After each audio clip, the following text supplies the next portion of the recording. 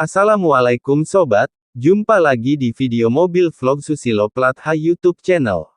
Saat ini lokasi kita awali, di Jalan Blabak Mungkit, menuju ke jalur utama Jalan Magelang Yogyakarta, sambil melanjutkan perjalanan, menuju Kabupaten Sleman Yogyakarta. Mobil vlog Susilo Plat H YouTube channel, akan bercerita sejarah singkat, mengenai Blabak Mungkit Kabupaten Magelang, Jawa Tengah, Indonesia, juga informasi lainnya, tentang hal yang dapat bermanfaat, untuk kita ketahui bersama. Selamat menyimak sampai selesai, agar tidak gagal paham. Oke sob, dilanjut. Mungkit adalah kecamatan di Kabupaten Magelang, Jawa Tengah. Wilayah Kecamatan Mungkit bagian utara menjadi pembentuk wilayah Kota Mungkit yang berfungsi sebagai ibu kota Kabupaten Magelang. Pusat Kecamatan Mungkit berada di Kelurahan Mungkit, yang merupakan jalur provinsi antara Semarang, Magelang, Yogyakarta. Perdagangan di daerah saat ini sangatlah pesat, karena di sini merupakan pusat oleh-oleh makanan khas Kabupaten Magelang. Wilayah Kecamatan Mungkit bagian utara, menjadi pembentuk wilayah Kota Mungkit. Kecamatan Mungkit berbatasan dengan Kecamatan Mertoyudan di sebelah utara, Kecamatan Borobudur di sebelah barat, Kecamatan Muntilan di sebelah selatan, dan Kecamatan Sawangan di sebelah timur. Dulunya di Blabak ini, terdapat sebuah stasiun kereta api, yang kini sudah tidak berfungsi lagi, karena jalur kereta api Semarang, Magelang, Yogyakarta telah rusak, diterjang lahar Merapi sekitar tahun 70-an. Stasiun Blabak, dahulu dibangun sebagai bagian dari jalur kereta api Yogyakarta ke Magelang oleh Nederlands Indische Spoorwegmaatschappij, NIS, yang dibuka pada tanggal 1 Juli tahun 1898. Bangunan Stasiun Blabak, kemudian dirombak dengan arsitektur bergaya 1950-an yang mirip dengan stasiun-stasiun, di jalur kereta api Pantura Jawa Timur. Memasuki tahun 1970, penumpang di stasiun ini menurun drastis, karena kereta api saat itu berjalan dengan kecepatan sangat pelan alias lambat. Mereka lebih memilih menggunakan moda transportasi lain seperti bus, mobil, dan lain-lainnya. Karena terus merugi, perusahaan Jawatan Kereta Api PJKA terpaksa menutup jalur ini pada tahun 1976. Penutupan ini juga dilakukan menyusul, dikarenakan letusan Gunung Merapi, pada tahun 1972 hingga 1976, yang menyebabkan banjir lahar dingin serta menyebabkan, terputusnya Jembatan Krasak, pada tahun 1975. Kini Stasiun Blabak, telah menjadi sebuah warung makan, sedangkan tanah, tempat Stasiun Blabak berdiri, dikuasai oleh PT KAI. Stasiun Blabak, dahulu mempunyai 3 jalur, dan dahulu juga mempunyai jalur cabang menuju, ke pabrik PT Kertas Blabak, yang terletak beberapa meter dari Stasiun Blabak. Dilihat dari letaknya, stasiun ini dipakai untuk bongkar muat angkutan kertas, saat itu. Sekarang kita telah sampai di Muntilan. Kecamatan Muntilan, berbatasan dengan Kecamatan Mungkit di barat, Kecamatan Sawangan di utara, Kecamatan Dukun, Serumbung, dan Kecamatan Salam di sebelah timur, serta Kecamatan Borobudur, dan Ngeluar di selatan.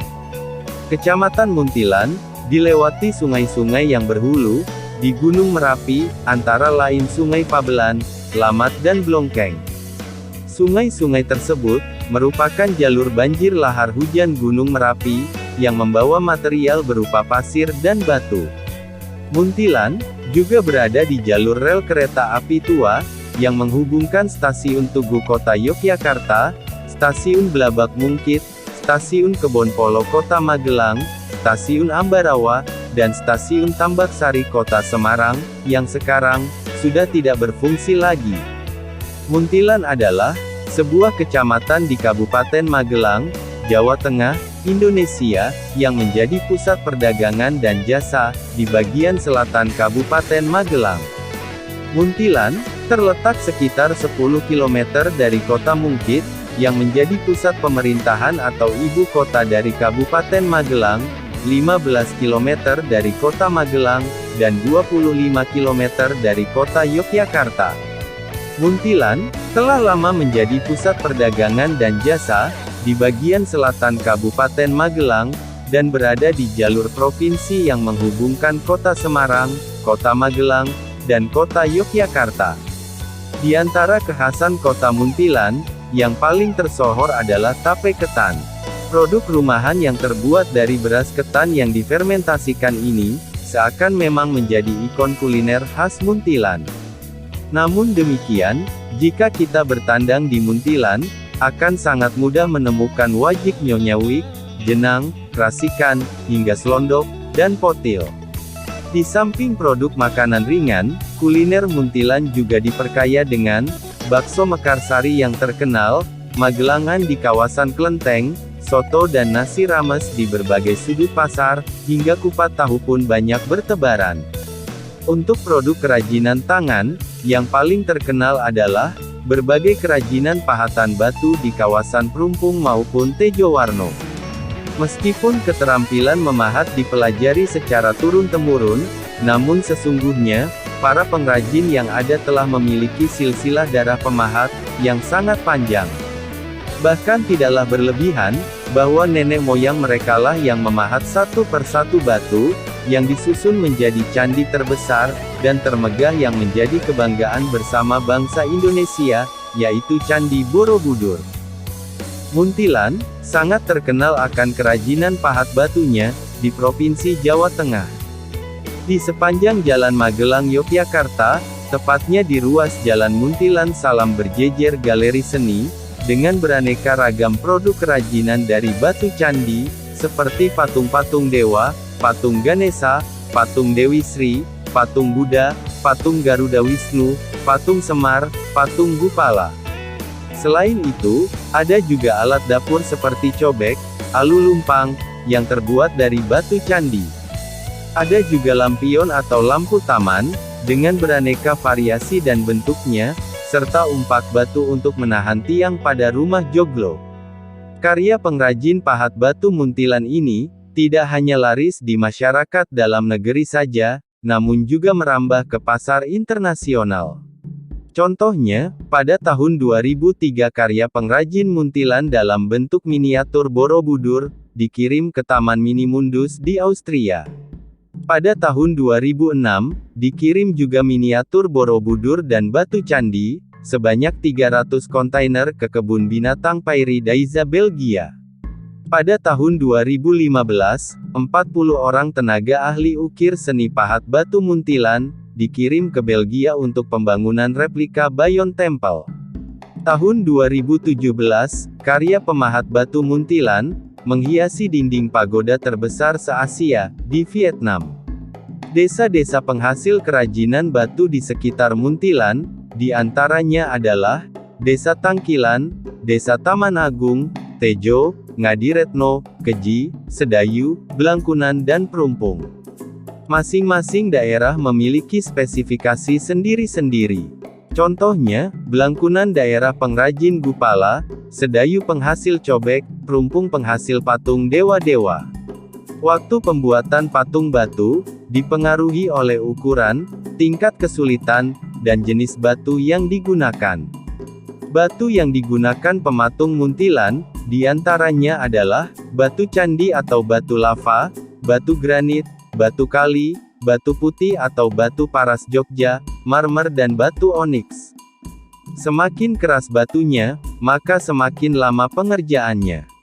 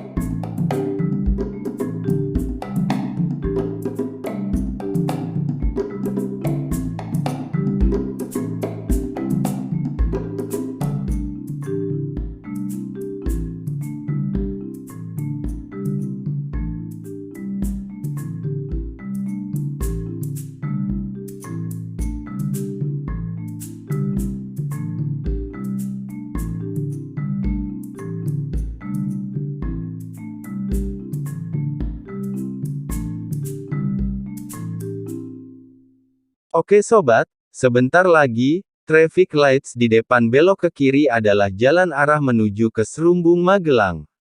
Serumbung adalah sebuah kecamatan di Kabupaten Magelang, Jawa Tengah, Indonesia.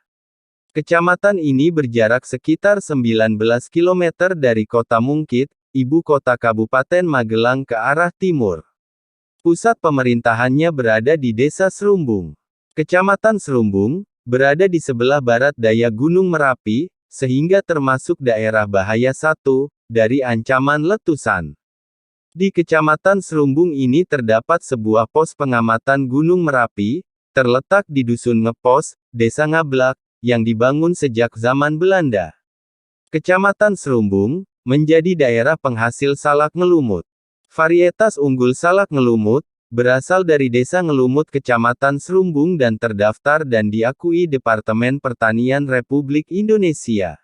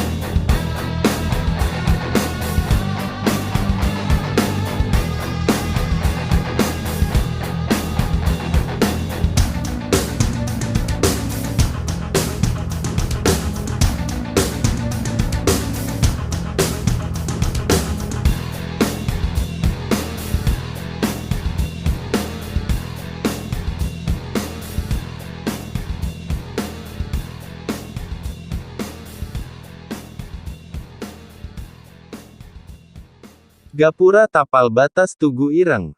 Perbatasan Provinsi Jawa Tengah dan Daerah Istimewa Yogyakarta.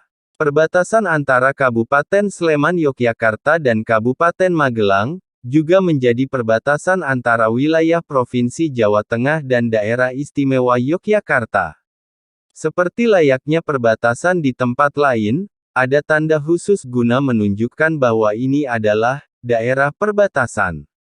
Dan gapura adalah tanda yang didirikan oleh pihak pemerintah sebagai tapal batas bagi kedua provinsi. Gapura yang berfungsi sebagai tapal batas ini berlokasi di sebelah barat jembatan Sungai Krasak, sungai yang mengalirkan air, dan juga lahar dari Gunung Merapi, di mana Gunung Merapi juga merupakan batas bagi kedua provinsi.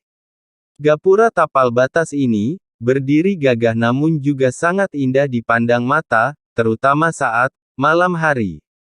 Bahkan banyak orang yang melewatinya juga terlihat sering mengabadikannya, yaitu dengan menyempatkan diri, berhenti untuk sekedar menyempatkan diri berpose dan berfoto di sana. Salam Tempel. Salam adalah nama kecamatan yang letaknya ada di sebelah utara dan barat dari Gapura Tugu Ireng, yang merupakan wilayah administratif dari Kabupaten Magelang, sedangkan Tempel adalah nama kecamatan Tempel yang berlokasi di sebelah selatan dan timur Gapura Tugu Ireng. Tempel merupakan satu kecamatan di Kabupaten Sleman, Daerah Istimewa Yogyakarta. Kali Krasak atau Sungai Krasak. Kali Krasak sebenarnya bermata air di puncak Gunung Merapi. Namun demikian, di sisi hulu masyarakat lebih mengenalnya sebagai Kali Bebeng.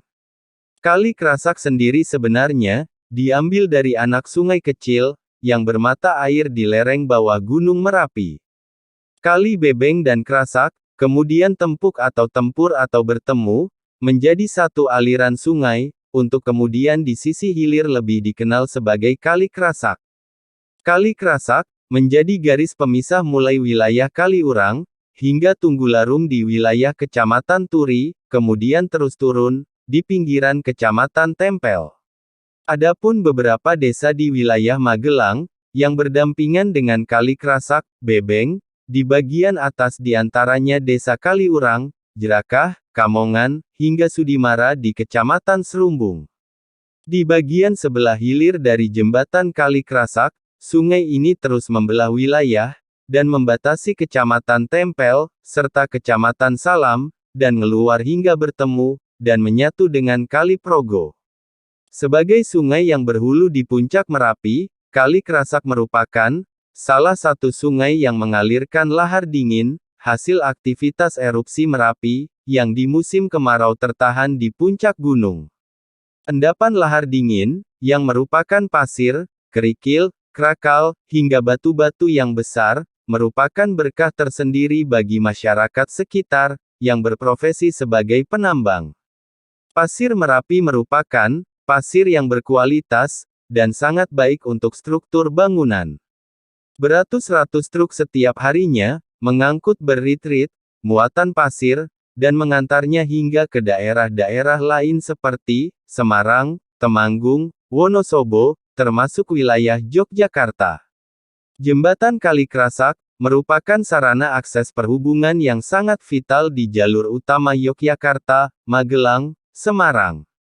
Semenjak di zaman Hindia Belanda, jembatan Kali Krasak yang paling sederhana, hanyalah merupakan kretek sesek dari anyaman belahan bambu. Bahkan hingga di masa Perang Diponegoro, keberadaan Kali Krasak tidak begitu tercatat penting di lembaran sejarah. Di masa itu, tentu saja lebar Kali Krasak masih sangat sempit, dikarenakan aktivitas Merapi di masa itu lebih banyak menyebabkan aliran lahar dingin menuju ke arah selatan, melintasi Kali Opak. Namun lambat laun, Kali Krasak semakin melebar hingga sekarang. Kabupaten Sleman Daerah Istimewa Yogyakarta. Kabupaten Sleman berbatasan dengan Provinsi Jawa Tengah, Kabupaten Magelang, Kabupaten Boyolali, dan Kabupaten Klaten di utara dan timur, Kabupaten Gunung Kidul, Kabupaten Bantul, dan Kota Yogyakarta di selatan, serta Kabupaten Kulon Progo di barat. Pusat pemerintahan di Kapanewon Sleman, yang berada di jalur utama, antara Yogyakarta-Semarang. Bagian utara Kabupaten Sleman, merupakan pegunungan, dengan puncaknya Gunung Merapi, di perbatasan dengan Jawa Tengah, salah satu gunung berapi aktif yang paling berbahaya di Pulau Jawa. Sedangkan di bagian selatan, merupakan dataran rendah yang subur. Di antara sungai-sungai besar yang melintasi Kabupaten Sleman, adalah Kali Progo, membatasi Kabupaten Sleman dengan Kabupaten Kulon Progo, Kali Code, Kali Kuning, Kali Opa dan Kali Tapus. Salak Pondo. Jenis tanaman salak pondo adalah khas di wilayah Sleman dan telah menjadi kebanggaan masyarakat Sleman. Awalnya, Partodirejo, seorang Jogoboyo desa pada Kapanewon Tempel, pada tahun 1917, menerima kenang-kenangan 4 butir biji salak, dari seorang warga negara Belanda, yang akan kembali ke negerinya, karena masa tugasnya telah berakhir. Biji salak tersebut, yang kemudian ditanam dan dibudidayakannya, dengan baik ternyata menghasilkan buah yang manis dan tidak sepat, tidak seperti buah salak yang selama itu dikenalnya. Pada tahun 1948-an, tanaman salak tersebut kemudian dikembangkan lebih lanjut oleh Muhadiwinarto, putra Partodirejo, warga Sokobinangun, Merdikorejo, Tempel. Karena kelebihannya dalam hal rasa, tanaman salak tersebut cepat berkembang pesat penyebarannya. Salak pondo yang sudah terkenal sampai sekarang menjadi oleh-oleh khas juga. Oke sobat semua, semoga bermanfaat, sampai berjumpa lagi di video berikutnya, Susilo Platha YouTube channel. Jangan lupa klik subscribe.